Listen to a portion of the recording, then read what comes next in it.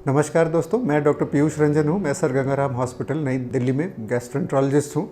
मैंने आपके साथ कई सारी गैस्ट्रोएंटरोलॉजी और लिवर से रिलेटेड बीमारियों से संबंधित वीडियोस यूट्यूब पे शेयर की है, जिसमें आपने उनको देखा है और उनमें कई सारे सवाल भी उनमें मार्क किए हैं।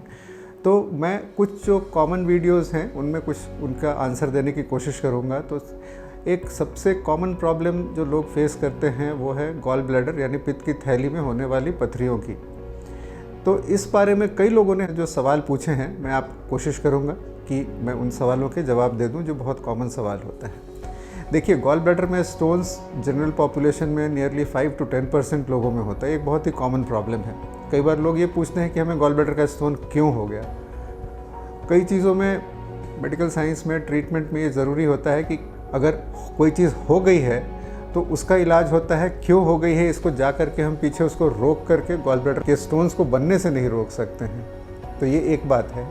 गॉल ब्लैडर में स्टोन्स बॉडी की मेटाबॉलिक प्रॉब्लम्स के कारण बनते हैं। लिवर के ज़रिए बाइल यानी कि पित्त जिसको हम कहते हैं वो सिक्रीट होता है, और ये सिक्रीशंस जो होते हैं अलग अलग रिसेप्टर्स के ज़रिए होते हैं। तो ये भी देखा गया है कि इसमें कुछ जेनेटिक प्रीडिस्पोजिशन होता है, यानी कि घर में किसी एक व्यक्ति को अगर स्टोन है तो दूसरे को भी हो सकता है। पर ये जो नॉलेज है, ये जो जानकारी है, इससे अभी ट्रीटमेंट में ऐसा कोई चेंज हो सके ऐसी स्थिति नहीं है। तो जब ये बाइल सिक्रीट होता है लिवर के सेल्स के ज़रिए, ये बाइल डक्ट के ज़रिए आकर के गॉल ब्लैडर में स्टोर हो जाता है, पित्त की थैली में स्टोर हो जाता है। जब हम खाना खाते हैं तो उसके बाद गॉल ब्लैडर कॉन्ट्रैक्ट करता है और ये बाइल जा कर के इंटेस्टाइन में, स्मॉल इंटेस्टाइन में चला जाता है। तो ये एक प्रोसेस है जो डाइजेशन में हेल्प करता है। तो इस बैकग्राउंड जानकारी के साथ तो मैं 2-3 आपको जो स्पष्टीकरण है, जो क्लैरिफिकेशन है, वो बताता हूँ। लोग कहते हैं सबसे पहली बात कि अगर गॉल ब्लैडर का स्टोन है तो किस साइज़ के बाद, यानी कि कितना बड़ा हो तो उसमें ट्रीटमेंट किया जाए। देखिए, गॉल ब्लैडर का स्टोन का जो ट्रीटमेंट होता है, अभी तक की जो साइंटिफिक रिकमेंडेशन है वो ये है कि गॉल ब्लैडर का स्टोन का ट्रीटमेंट सिम्टम्स के बेसिस पे होता है। एक ब्रॉड स्टेटमेंट है कि एसिम्टोमेटिक गॉल स्टोन को ट्रीट नहीं करना चाहिए, यानी कि गॉल ब्लैडर स्टोन के सिम्टम। तो गॉल ब्लैडर स्टोन से सिम्टम क्या होते हैं, पिछले वीडियोस में भी मैंने बड़े डिटेल में बताया कि सबसे कॉमन चीज़ इससे पेन होती है पेट के ऊपर के हिस्से में, सेंटर में और राइट साइड में। इसको बिलियरी कॉलिक जो डिफाइंड है, कहते हैं कि एटलीस्ट 30 मिनट से ज़्यादा का दर्द होना चाहिए, सिग्निफिकेंट दर्द होना चाहिए। यूजुअली ये दर्द रात को बहुत तेज़ दर्द होता है, और लोग इसको कई बार गैस से कंफ्यूज करते हैं। कहते हैं कि हमने कहीं बाहर पार्टी में खाना खाया, उसके बाद बहुत तेज़ दर्द हुआ और कुछ देर के बाद ये दर्द, हमने कुछ गैस की गोलियां ली जिसके ज़रिए ठीक हो गया। जनरली गैस का दर्द इतना तेज़ कभी नहीं होता है। तो एक एक्सेप्टेंस की फेलियर के कारण लोग इसको गैस से हो रहा है ऐसा बोल करके ऑपरेशन नहीं कराने के लिए ये होता है। तो जब भी पेन हो रहा है ऑपरेशन ज़रूर कराना चाहिए, क्योंकि इसका कोई दूसरा ट्रीटमेंट नहीं है। तो ये अब सवाल आता है कि साइज़ मैटर नहीं करती है। देखिए, इस बारे में अभी डेफिनेट रिकमेंडेशन नहीं है, लेकिन ऐसा होता है कि जो छोटे स्टोन्स होते हैं वो कई बार ज़्यादा मुश्किल पैदा करते हैं। छोटे यानी कि 10 मिलीमीटर से छोटे जो स्टोन होते हैं वो कई बार ज़्यादा मुश्किल पैदा करते हैं, क्योंकि दर्द के दौरान वो गॉल ब्लैडर से निकल करके बाइल डक्ट में आ जाते हैं, जिससे जॉन्डिस, और गॉल ब्लैडर की जो डक्ट होती है, बाइल डक्ट और पैंक्रियाज की डक्ट इकट्ठी आंतों में खुलती है। उस जगह पर जाकर के फंस जाए तो पैंक्रेटाइटिस नाम की एक गंभीर बीमारी होती है। छोटे स्टोन्स जिनको होते हैं, नियरली 10% लोगों को फर्स्ट एपिसोड ऑफ पेन में पैंक्रेटाइटिस हो सकता है, और पैंक्रेटाइटिस पेट के अंदर होने वाली सबसे सीरियस बीमारी में से एक है। तो कई बार ये भी होता है कि अगर आप फिट हैं और स्टोन्स छोटे हैं तो ये 10% चांस भी क्यों लें। अगर कोई कहता है कि हम ऑपरेशन करा लें तो बिल्कुल परफेक्टली वैलिड लॉजिक है, ऑपरेशन करा लेना चाहिए।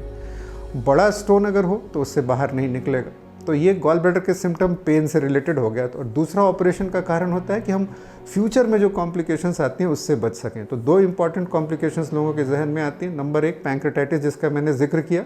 छोटा स्टोन से पैंक्रेटाइटिस होने की संभावना ज़्यादा होती है, और कई बार ये होता है कि गॉल ब्लैडर के स्टोन से कहीं कैंसर तो नहीं हो सकता है। देखिए, नॉर्थ इंडिया में यानी कि भारत के उत्तरी भाग में गैंजेटिक बेल्ट में गॉल ब्लैडर कैंसर का इंसिडेंस काफ़ी ज़्यादा है, और गॉल ब्लैडर का स्टोन सबसे ज़्यादा इससे एसोसिएटेड होता है।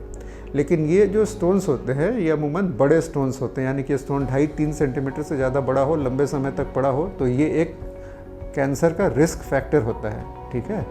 ये एसोसिएशन और कॉजेशन ये थोड़ा साइंटिफिक टर्म्स हैं। बड़ा स्टोन कैंसर के साथ एसोसिएटेड होता है, डायरेक्टली वो कैसे करता है इसकी जानकारी साइंटिफिक स्टडीज़ होती हैं इस पर, but day to day management के तौर पे ये क्लियर है कि सिर्फ कैंसर से बचने के लिए स्टोन का ऑपरेशन नहीं करते, बट लॉन्ग टर्म में इससे हो सकता है, इसलिए अल्टीमेटली ऑपरेशन कभी ना कभी इसका इलाज होता है। तो एसिम्टोमेटिक स्टोन अगर छोटे हैं, आप सिम्टम्स को वॉच कीजिए, मॉडरेट साइज़ के अगर हैं सिम्टम्स को वॉच कीजिए, पेन होते ही ये करा लीजिए। कई बार ये जो डिसीजन होते हैं, आपके पास हेल्थ केयर का एक्सेस कैसा है कि अगर आप पेन हो जाए, आप अगले दिन हॉस्पिटल पहुंच जाएं, तुरंत ऑपरेशन हो जाए, तो आप वेट कर सकते हैं ये समझते हुए। अदरवाइज़ अगर आप कहीं दूर दराज इलाके में रहते हैं, तो फिर अगर आपको किसी ढंग की जगह पे ऐसे हॉस्पिटल जहाँ ऑपरेशन हो सके वहाँ तक पहुँचने में ही वक्त लग जाए, तो फिर ऑपरेशन इलेक्टिवली भी करा सकते हैं। जैसे जैसे सर्जरीज़ इवॉल्व की हैं, उस तरह से ऑपरेशन से होने वाले कॉम्प्लिकेशंस भी बहुत ही कम हो गए हैं। 0.1% टू 0.25% गॉल ब्लैडर के ऑपरेशन के बाद की कॉम्प्लिकेशंस होती हैं, और अच्छे सेंटर्स में शायद इससे भी कम होती हैं। तो जब भी सिम्टम्स हों तो कोई शक की बात नहीं होती है। कई बार बहुत छोटे स्टोन्स में और कई बार बहुत ज़्यादा बड़े स्टोन्स में घर में यदि किसी को प्रायर गॉल ब्लैडर से रिलेटेड कॉम्प्लिकेशंस की हिस्ट्री है, तो निश्चित रूप से फिर इसके लिए ऑपरेशन कराना चाहिए। तो ये एक मसला हो गया। और दूसरा जो एक सवाल है इसके ऊपर कि क्या बच्चों में अगर गॉल ब्लैडर का स्टोन हो तो क्या करना चाहिए। देखिए, बच्चों में भी गॉल ब्लैडर का स्टोन हो सकता है। मोटापा यानी कि ओबेसिटी एक तरह के गॉल ब्लैडर के स्टोन्स का रिस्क फैक्टर होती है। और दूसरी चीज़, बच्चों में जब भी गॉल ब्लैडर में स्टोन होता है तो एक तरह की कंडीशन होती है जिसको कहते हैं हेमोलिसिस, जिसमें ब्लड के ब्रेक डाउन होने से, बहुत सारी बीमारियां ऐसी होती हैं जिसमें ब्लड के ब्रेक डाउन होने से खून की कमी होती है, और ये पिगमेंट जो होता है इसके कारण गॉल स्टोन्स बनते हैं। तो बच्चों में जब भी गॉल ब्लैडर में स्टोन्स होते हैं तो हम लोग उसको असेस करते हैं कि बच्चे में कहीं ये कंडीशंस तो नहीं है जिसके कारण ये स्टोन बन रहे हैं, और फिर उसके अनुसार हम ट्रीटमेंट के लिए डिसाइड करते हैं। और इस बार कई स्थितियों में ऐसा भी होता है कि इन स्टोन के टूटने की बीमारियों में तिल्ली के ऑपरेशन के ज़रिए इलाज होता है। तो कोई कठिन परिस्थितियों में ये जनरलाइज्ड रूल नहीं है, गॉल ब्लैडर के साथ साथ तिल्ली का भी ऑपरेशन होता है जब खून टूटने की ऐसी बीमारी हो जिसका इलाज एक साथ तिल्ली के ऑपरेशन से भी हो सके। और गॉल ब्लैडर का स्टोन बच्चे में हो या एडल्ट में, सिम्टम्स वही होंगे। बच्चों में एक एडिशनल कारण हीमोलिटिक एनीमियाज़ में गॉल ब्लैडर के स्टोन्स बनते हैं, उसके लिए वर्कअप करना ज़रूरी होता है। तो ये दो सबसे कॉमन सवाल गॉल ब्लैडर के स्टोन के ऊपर, और मैं उम्मीद करता हूँ कि मेरे इस स्पष्टीकरण से आपको इसमें थोड़ी और क्लैरिटी आएगी और आप बेहतर निर्णय ले सकेंगे। धन्यवाद।